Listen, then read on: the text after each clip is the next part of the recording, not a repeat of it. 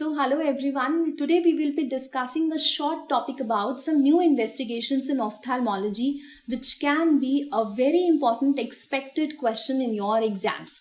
Something about ultrasound by microscopy and anterior segment OCT. So, friends, first we will talk about UBM. Now, you all are aware about the ultrasound of the eye. So, ocular ultrasound basically utilizes sound waves. Okay. Now, we are knowing that we have a A scan, we have a B scan. A is your amplitude scan, B is your brightness scan. We all know that. Okay. But here in ultrasound by microscope, what we are doing? We are using a probe which is traversing the sound waves to the eye. Now sound waves will be again reflected back and we have a picture of various structures of the eye but only in anterior segment. So what we have done here, we have basically increased the frequency from the normal one which we were utilizing for A and B scan, that was 8 to 10 megahertz. We have increased the frequency to about 50 to 100 megahertz. Okay, so this is first important question. Now, when we increase the frequency, what happens? It increases the resolution.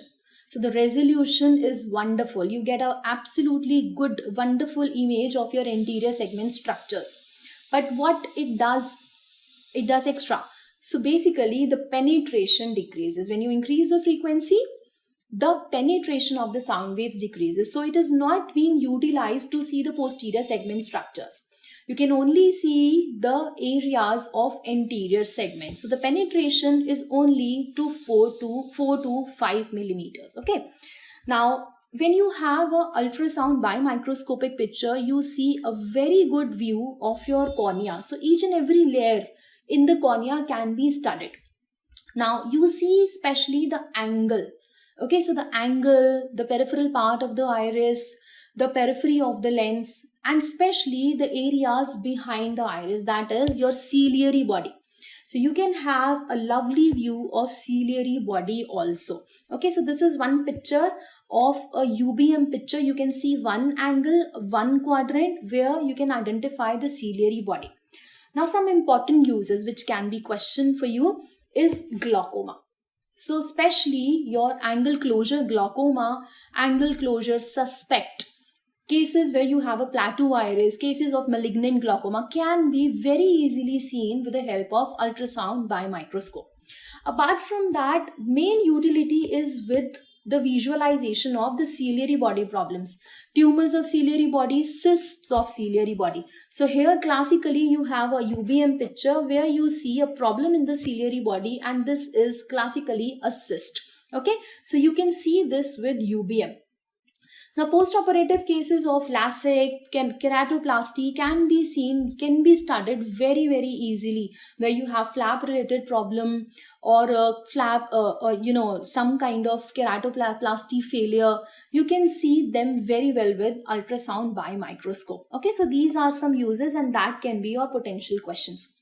Now, the second one in imaging for anterior segment, as the name suggests, is anterior segment OCT. So the same principle which we were using in the retinal OCT is being applied here. The same principle of Michelson interference is also applied here. But what we have done, we have increased the wavelength from the normal of 830 nanometers to approximately 1310 nanometers. Okay, so anterior segment OCT employs wavelength of higher amount. Now, when you have this high wavelength, again the penetration decreases. So this is only used for anterior segment structure with a huge resolution. Again, the resolution is very good.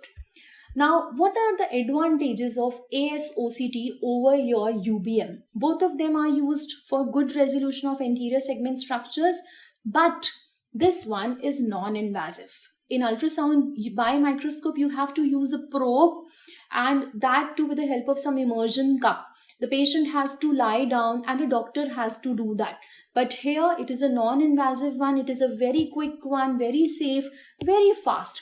You just have to have a patient who's looking at a light, and any technician also, okay, any technician also can take the pictures, which will be later studied by a specialist. Okay, so you don't have to lie down. Okay, now on any optometrist can do. So these are various advantages of anterior segment OCT. But what is the problem? So the problem here is that this is a picture of OCT, but here you can see everything except the ciliary body. You will not be able to see the ciliary body. So here comes the advantage of UBM. In UBM, your ciliary body will be seen, but in anterior segment OCT, the view will be only till the periphery of the iris, but the structures behind the iris will not be seen. Okay, so these are some advantages and some disadvantages. Now I'll again show you your UBM picture where you have a view of ciliary body, and to quickly revise the good points and the bad points of these two, let us see. This is a non-contact one. This does not require a skilled operator. The resolution is really good. You can see the structures behind the iris, but ciliary body will not be seen. It will be very fast.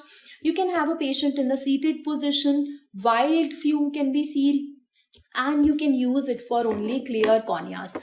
When you have a hazy media, again your anterior segment OCT will not work. So that case will require a UBM. So this one is a very important expected questions. You must know this much at least about these two investigations.